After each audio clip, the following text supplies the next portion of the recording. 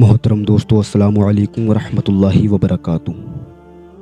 दोस्तों, इससे पहले जो हमने एक वीडियो पे रिएक्शन दिया था मुफ्ती अकरम रज़ा साकी साहब की वीडियो पर, सोनवान पर के मुसलमानों को चाहिए कि वो अपनी एक लीडरशिप कायम कर लें, अपना एक लीडर बना लें जिससे कौम का वजूद बरकरार रहता है, वरना कौम अपने वजूद को खो बैठती है। दोस्तों, मैं अपने अंदाज़ में ये समझता हूँ, जो हमारी आवाज़ उठाता हो, जो हमारी आवाज़ बनता हो, जो हक़ की बात करता हो, वही तो लीडर बन सकता है ना कि वो जो वोट लेकर के अपने मुंह में दही जमा करके बैठ जाए तो वो हमारा काय का रहनुमा है। दोस्तों, अगर कोई हक की आवाज़ उठाता है, हमारी आवाज़ बनता है, हमारी आवाज़ आगे तक लेकर जाता है, तो मैं जानता हूं कि वो असदुद्दीन ओवैसी साहब हैं। तो दोस्तों, इसी के ताल्लुक़ से मैं आपकी खिदमत में एक वीडियो लेकर के हाजिर हुआ हूं। मैं चाहूँगा कि आप इस वीडियो को देखें। पहले मुफ्ती साहब ने इस पर थोड़ा सा बयान दिया है, मैं चाहूँगा कि आप इस बयान को सुन करके जाएँ। आइए मैं वीडियो को स्टार्ट करता हूँ, आप इस वीडियो को देखें पहले।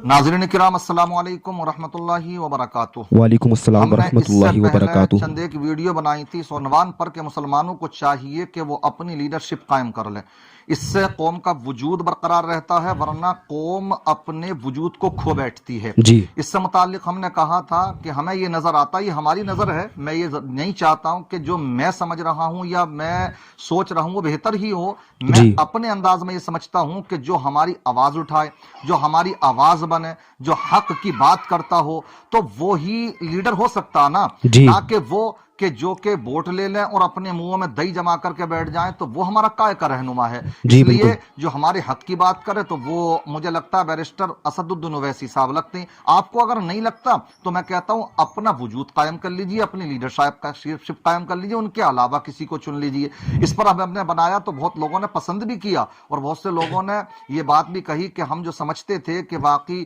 कोई वो दलाल ही हैगा, लेकिन हमें ये समझ में आई बात आपकी बात सुन करके कि नहीं, वो दलाल नहीं है, बाकी वो अपनी कौम के लिए लड़ता। अच्छा, वो जी, दलाली बिल्कुल। काय के लिए करे? क्या उसने पैसा नहीं देखा, क्या शोहरत नहीं देखी? हुँ, वो ऐसा तो मामला है नहीं उसका, जी, सब कुछ है। वो कौम की एक आवाज उठाता, दर्द है उसके अंदर, बिल्कुल पढ़ा हज़रत। लिखा है, वो जानता है, वो कलम देना जानता है। जहां वो रहता है उसने क्या हालात वहां के बनाए हैं, जाकर के कभी देखें कि वहां पर कैसे हॉस्पिटल हैं, कैसे वहां पर डिग्री कॉलेज हैं, कैसे तालीम का मियार कितना जबरदस्त है वहां पर, कि वहां पर पढ़ा लिखा क्या तबका है, और वहां के हालात देखें और एक हम अपने यहां करके भी देखें तो जमीन और आसमान का फर्क नजर आता है इसी बिल्कुल, हिंदुस्तान के अंदर। तो वो भलाई के लिए सोचता, वो को लो अपनी कौम के हाथों में कलम देने की बातें करता, तो क्या गलत करता।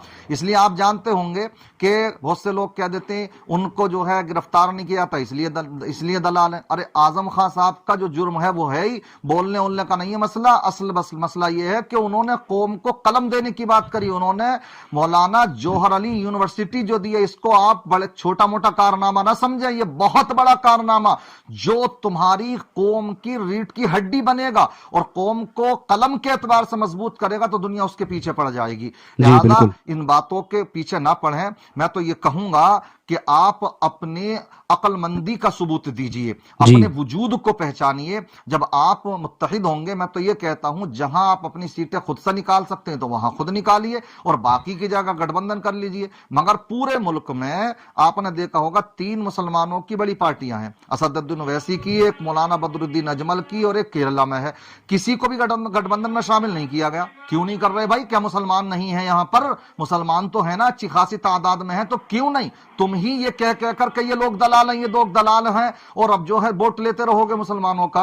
आप कब तक दूसरों के देते रहोगे? कब तक इनके ऊपर भरोसा करते रहोगे? और वो जब चाहते हैं कि भाई किधर को मुड़ जाते हैं अपनी सियासी मफाद के लिए, कभी किसी की तरफ मुड़ जाते हैं। उनकी ना कोई विचारधारा रहती है, तुम्हारा सौदा होता चला जाता है। तो ये क्या है? ये क्यों हो रहा? इसलिए हो रहा है कि हमने अपना वोट दूसरे को दे करके मजबूत कर दिया, वो हमारा सौदा जहां चाहते हैं वो कर देते हैं। जी, इसलिए इन बातों को समझिए। और एक पैगाम और देता चलूं, आज जो मुसलमानों के हालात ये हैं, इलेक्शन करीब है तो वो ये समझते हैं कि इन्हें तो चंद सिक्कों में क्या खरीदा जा सकता है। तो मैं आपको बतला दूं, अपना वजूद बनाइए। क्यों? एक बात याद रखिए, मुसलमान अगर हो आप, अल्लाह और उसके रसूल पर ईमान रखने वाले, तो जो नेता इलेक्शन से पहले अगर मिठाई भी देता है, कोई डिब्बा भी ला करके देता मिठाई का, तो वो तोहफा नहीं कहलाता बल्कि वो रिश्वत जी, कहलाती है। तो बिल्कुल, आप बिल्कुल। सोचिए कि फिर पैसा लेना कितनी बड़ी रिश्वत होगी। इसलिए اللہ اور اس کے رسول پر ایمان ہے تو آپ ان چیزوں کو ٹھکرا دیجئے اور جی اپنے حقوق کی بات رکھیے. آپ کوئی مدعا رکھیے کہ ہمیں یہ چاہیے, یہ ہمیں ڈگری کالج چاہیے, یہ ہمارے یہ مدعے ہیں, تب ہم ووٹ دیں گے سیکولر پارٹیوں سے اگر آپ چاہتے ہیں. اور باقی جہاں آپ مضبوط ہیں تو وہاں پر اپنی لیڈرشپ قائم کیجئے. رہا معاملہ یہ کہ وہ دلال ہے تو میں سمجھتا ہوں, دیکھیے دنیا اس لیے دلال کہہ رہی ہے, انہیں ڈر اس بات کا ہے کہ کہیں یہ مسلمانوں کی لیڈرشپ قائم نہ ہو جائے. اس جی لیے اگر وہ کہتے ہیں کہ وہ ہرا کے چلا جاتا ہے گا تو بھائی کیوں نہ ہرائے. اگر وہ آپ یہ مان رہے ہو وہ ہرا کے چلا جاتا تو اتنی طاقت اس میں ہے کہ وہ تمہیں ہروا سکتا ہے تو پھر اس کو گٹھ بندھن میں شامل کر لو نا. اور جب تم یہ مانتے ہو کہ وہ ہرانے کی طاقت رکھتا ہے تو پھر تم گٹھ بندھن میں شامل نہیں کرتے, پھر وہ ہرا دیتا تو تمہیں کوئی حق نہیں بنتا اس بات کا کہ تم پھر اس کو یہ کہو کہ اس نے ہروا دیا. ہاں جو ہرواتے ہیں تو ان پر کوئی انگلیاں نہیں اٹھاتا. مایاوتی نے جو ہے کس انداز میں مسلمانوں کو وہ ٹکٹ دے دے کر کے ہروایا, سمجھ رہے ہیں, تو یہ کس طرح کی سیٹنگ ہوتی ہیں, کیا کیا ہوتا ہے گا. وہ تو کھالا لگتی ہیں نا, انہیں کوئی کچھ نہیں کہہ سکتا ہے گا. جی گالی اگر دینا آتی ہے قوم مسلم کو تو وہ اپنوں کو ہی دینا آتی ہیں گی. سروے کر لیجئے, ابھی جو الیکشن ہوا تھا کتنی سیٹوں پر اس نے اسد الدین اویسی نے ہروایا اور کتنی سیٹوں پر مایاوتی جی نے ہروایا تھا, لیکن انہیں کوئی کچھ نہیں کہے گا کیونکہ وہ تو کھالا لگتی ہیں نا. اس لیے جو ہے مسلمانوں یہ کچھ نہیں ہے, یہ عالمی سطح پر یہ سازش ہے مسلمانوں کو بکھیرنے کی. اس لیے آپ متحد نہیں ہوگے تو پھر رونے کی آپ کو کوئی ضرورت نہیں ہے, گلہ شکوہ کرنے کی کوئی ضرورت نہیں ہے کہ حالات خراب ہیں, مسلمان مارا جا رہا ہے. جب آپ کی حصے داری نہیں ہوگی تو پھر آپ کے ساتھ یہی ہوگا.